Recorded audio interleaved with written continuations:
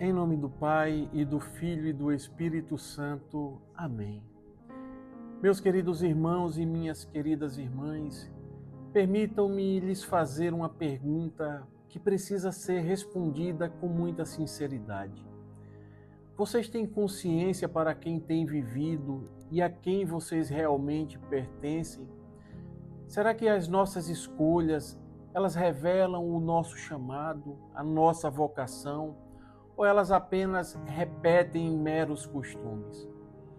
É sobre isso que nós iremos refletir neste dia.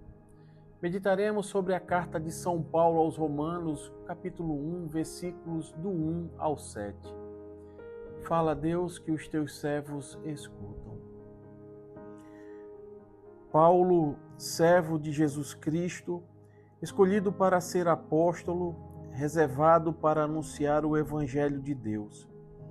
Este Evangelho Deus prometera outrora pelos seus profetas na Sagrada Escritura, acerca de seu Filho, Jesus Cristo, nosso Senhor, descendente de Davi quanto à carne, que, segundo o Espírito de Santidade, foi estabelecido Filho de Deus, no poder por sua ressurreição dos mortos, e do qual temos recebido a graça e o apostolado, a fim de levar, em seu nome, todas as nações pagãs à obediência da fé, entre as quais também vós sois os eleitos de Jesus Cristo.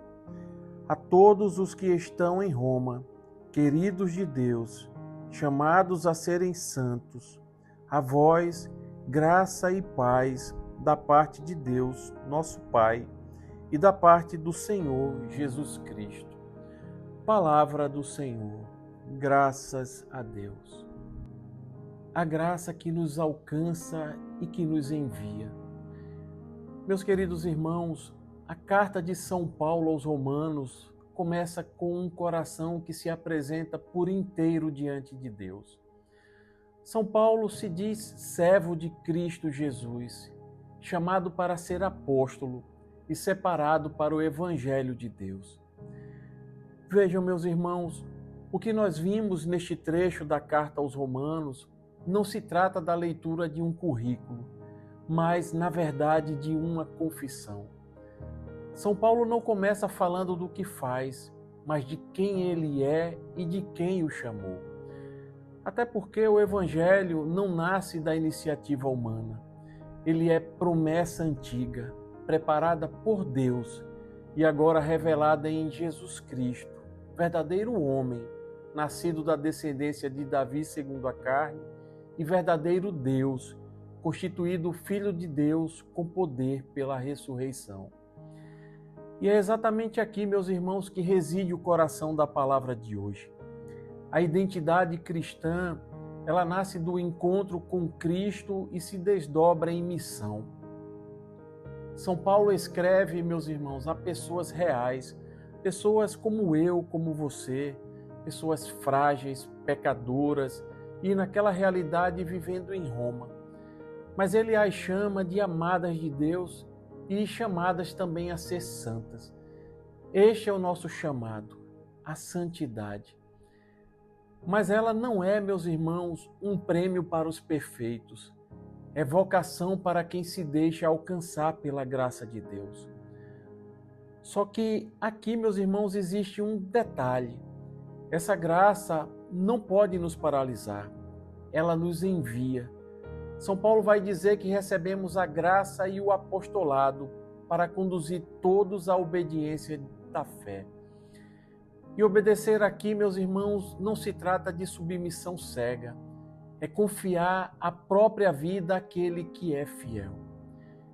Neste tempo do Advento, a liturgia nos conduz com delicadeza a esse mesmo mistério. A promessa feita por Deus, o sinal oferecido, o Deus conosco que se prepara no silêncio do coração humano. Tudo, absolutamente tudo, converge para a mesma verdade. Deus entra na história e chama pessoas reais para cooperar com o seu plano. Muitas vezes nós procuramos entender os planos que Deus fez para cada um de nós.